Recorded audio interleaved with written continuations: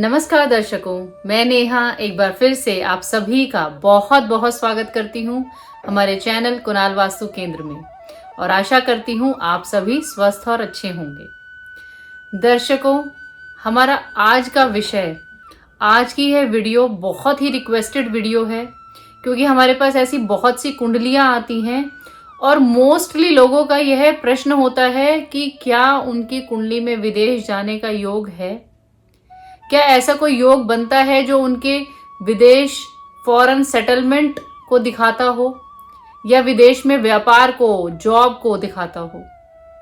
तो दर्शकों, आज मैं आपको इसी के बारे में बताऊंगी कि विदेश योग कुंडली में किस प्रकार से बनता है, किस ग्रह स्थिति से बनता है।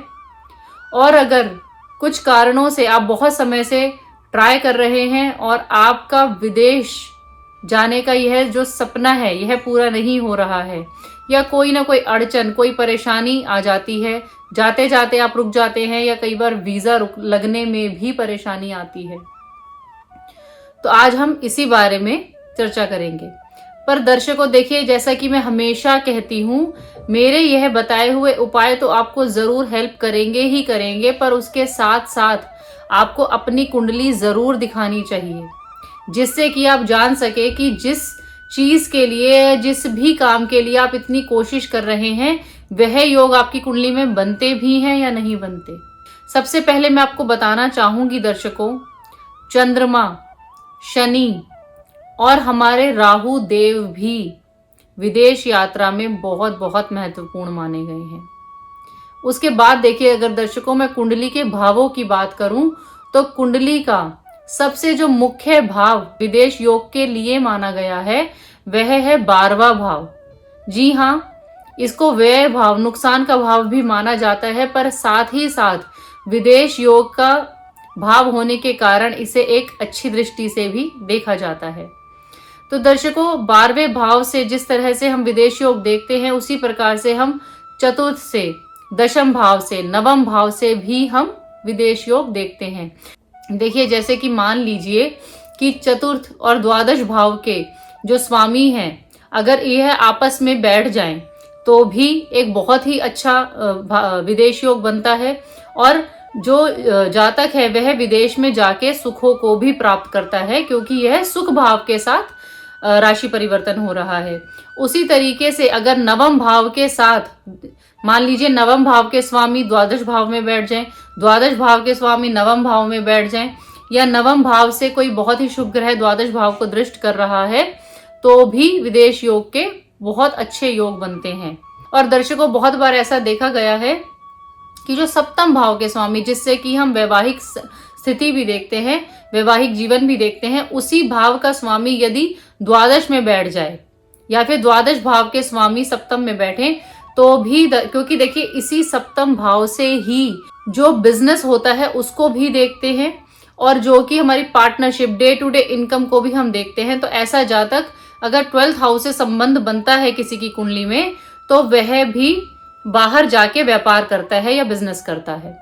अब देखिए दर्शकों, मैं आपको बताऊंगी, बहुत बार देखा गया है कि बहुत अच्छे योग होने के बावजूद भी लोग प्रयत्न करते रह जाते हैं, पर उनका विदेश योग कारक नहीं हो पाता, या फिर बहुत बार विदेश योग होते हुए भी वह नहीं जा पाते हैं। अब मैं आपको बताऊंगी कुछ बहुत ही आसान से उपाय, क्योंकि देखिए आप यह विदेश योग के लिए कर रहे हैं, तो लाल मिर्च के दाने तांबे के लोटे में डालकर तब आप सूर्य को जल अर्पित करें। क्योंकि देखिए, जब आप ऐसे इस तरीके से सूर्य को जल अर्पित करते हैं तो सूर्य देव आपकी जो उन्नति, जो प्रगति है विदेश में जाकर, उसके रास्ते खोलते हैं और आपको एक अच्छा और जल्दी एक मार्ग मिलता है। उसके बाद देखिए दर्शकों, मैं आपको कहूंगी कि राहु को भी एक बहुत बड़ा कारक माना गया है विदेश यात्रा के लिए, विदेश योग के लिए भी। तो दर्शकों, ऐसा आपको लगता है कि आपके बार बार आप प्रयत्न कर रहे हैं और बहुत बार कोशिश करने पर भी आपका काम अटक जाता है या वीजा लगते लगते रुक जाता है, तब आप राहु स्तोत्र का जाप करें। आप ऐसा करें कि आप राहु के बीज मंत्र की भी रोज 108 बार माला करें, क्योंकि राहु भी, देखिए राहु जिस तरीके से विदेश योग के कारक हैं, उसी तरीके से राहु बहुत सारी चीजों में रुकावटें भी पैदा करते हैं, अड़चने भी पैदा करते हैं। तो आप राहु देवता से प्रार्थना करें कि हे राहु देव, कृपया करके मेरी इस अड़चन को, रुकावट को दूर करें और मेरा विदेश योग का मार्ग खोलें। उसके बाद देखिए दर्शकों, मैं आपको एक बहुत ही अच्छा उपाय बताऊंगी। जब भी आपको ऐसा लगे कि आपके विदेश जाने के योग बन रहे हैं और आप कोशिश कर रहे हैं, तो आप कोशिश कीजिएगा कि मान लीजिए आज आपके कहीं पर विदेश के योग बन रहे हैं, तो उससे कम से कम 3-4 महीने पहले से अपने बॉडी वेट, आपके शरीर के वजन के बराबर आप दाना लें, जो कि हम पक्षियों को डालते हैं। देखिए ये एक बहुत ही अचूक उपाय है दर्शकों। बच्चे बाहर पढ़ रहे हैं, वह उनसे मिलने जाना चाहते हैं पर वीजा नहीं लग पाता है। कई लोग बिजनेस, नौकरी के लिए जाना चाहते हैं, वीजा नहीं लग पाता है, या बहुत सारी परेशानियां आ जाती हैं। तो जब आप अपने बॉडी वेट, वजन के हिसाब से जो भी आपको सुटेबल लगे, आप धीरे धीरे उन्हें दाना डालना शुरू करें। आप देखिएगा जिनको भी यह जो कहते हैं कि परेशानियां आ रही थी, रुकावटें आ रही थी, वह रुकावटें धीरे धीरे खत्म होगी और आपको बहुत ही जल्दी आपका जो विदेश योग बन रहा है उसका रास्ता खुलेगा। दर्शकों देखिए एक और उपाय मैं आपको बताऊंगी, क्योंकि देखिए शनि देव को भी विदेश यात्रा का एक मुख्य ग्रह माना गया है। तो शनि देव के लिए आप शनिवार को, देखिए मैं आपको बताऊंगी, हनुमान जी की पूजा करना भी शनिवार को उतना ही अच्छा है और शनि देव के लिए भी। तो आप शनिवार को विदेश योग के लिए हनुमान चालीसा का पाठ भी करें और आप शनि चालीसा का पाठ भी करें, और शनिवार को ही आप काली उड़द का दान जरूर करें, और एक जो नारियल आता है, जूट वाला नारियल, उसका दान करें। यह भी आपके विदेश योग में आपको बहुत बहुत मदद करेगा।